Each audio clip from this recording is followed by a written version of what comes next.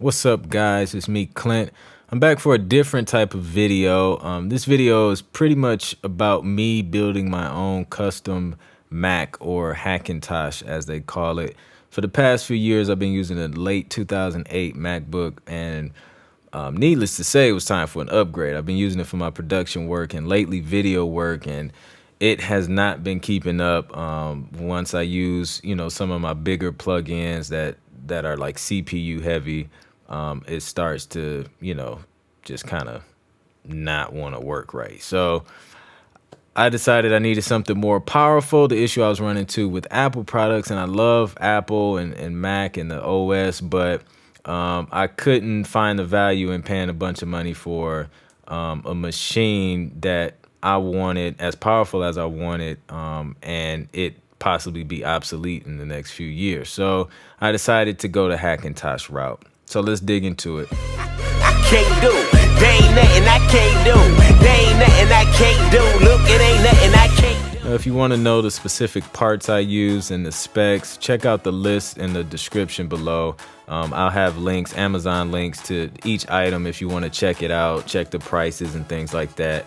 You don't have to use the exact parts that I used, obviously, but when building a Hackintosh, if you want to run OS X on it, you definitely want to make sure that each part you select is compatible with the OS. Otherwise, you'll run into a lot of issues. So you got to really be careful, pay attention to the parts you pick. Shout out to TonyMacX86.com. I'll leave a link in the description to that site as well. Major help, man. Like, it saved me a load of time. Any questions that I had, I could go to that forum and just use it as a resource, even from the installation tools and everything like that. Like, it was a major help, and it made this possible. So shout out to TonyMacX86.com. Great resource for Hackintosh.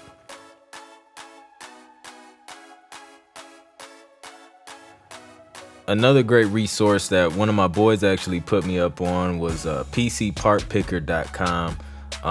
Huge lifesaver. Like, you can pick out all the parts for your PC, your custom build or whatever, and it'll show you if the parts that you're picking is compatible with what you're trying to do, the machine you're trying to build. And it'll even give you like a ballpark estimate of what you'll be spending total and individually for each part. And then it has links to different stores where you can buy your parts, such as Amazon or Newegg, things like that. So that's another dope resource. Again, I'll leave all these links in the description below. One of the main benefits I like about building my own computer is that I can upgrade it whenever I want, and I can customize it to look and run how I want it. And you just don't get that with buying an over-the-counter computer. You pretty much got to use whatever specs they give you, and they may give you an option to upgrade, some RAM or a hard drive, but that's about it. With laptops, you're really limited in what you can do, since everything these days is pretty much soldered onto the motherboard. So yeah, I mean, once you're out of date, you pretty much got to buy a whole new machine, and I wanted to avoid that as much as possible.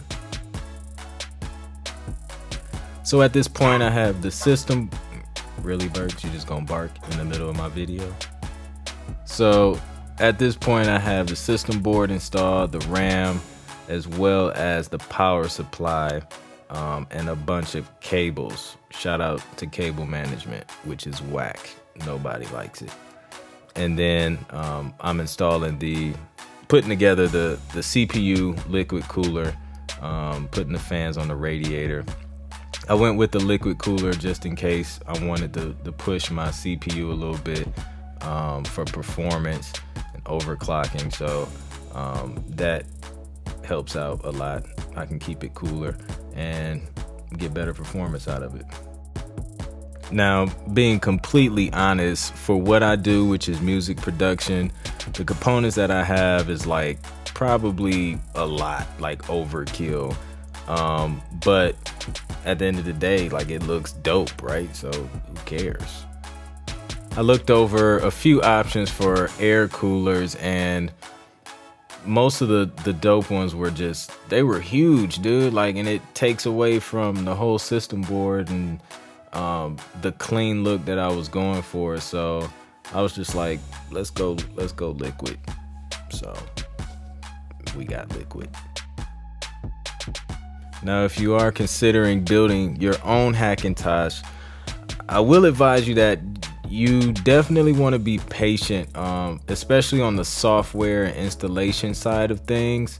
For me, I ran into a couple hangups just installing OS X Sierra and booting from the USB drive. I actually tried Yosemite first, and that wouldn't work at all. So then I decided to try and install Sierra, and that actually booted from the USB key that I created from Tony Mac X86 and the tools that they provided to do that.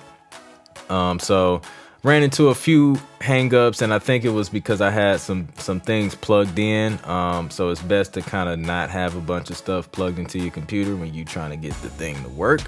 So I ran into those issues, and then once I had the operating system installed, I had to kind of adjust some settings just to get some things to work on the motherboard, such as the USB 3.0 ports and things like that. Once I got those things figured out, everything ran pretty smooth. If I did run into an issue, it wasn't a question that TonyMacX86.com and the forum and community there couldn't answer. I mean, I didn't even really have to post a new question. Most of the questions that I had were already previous issues that have been solved. So again, a great resource, and it saved me a lot of time and headache. Now, if you're a producer like I am, please do not decide to do this in the middle of a time-sensitive or major big project, because that would just be an epic fail. I actually still had my MacBook running up, so I was still getting work done while I was building this, and my clients didn't have to suffer from late projects and things like that. I was still able to work, and I still have the MacBook running up just in case, I guess just until I kind of migrate everything over onto this, which Time Machine helps make that a lot easier. So yeah, don't do this in the middle of a project, yo. That's not cool. So I have ran a few test sessions, and actually I edited this video on the new machine, and man, like night and day, yo. Like everything was faster, everything loads up faster. I mean, Pro Tools, Logic, and Final Cut Pro was handling everything I was throwing at it, which in Final Cut, I'm not editing 4K like crazy video. My stuff is pretty simple.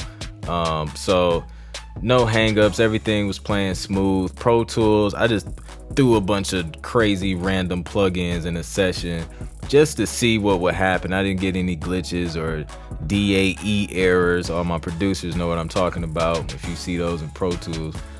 So none of that. Logic, a breeze. So far I'm loving it, man. The performance is great.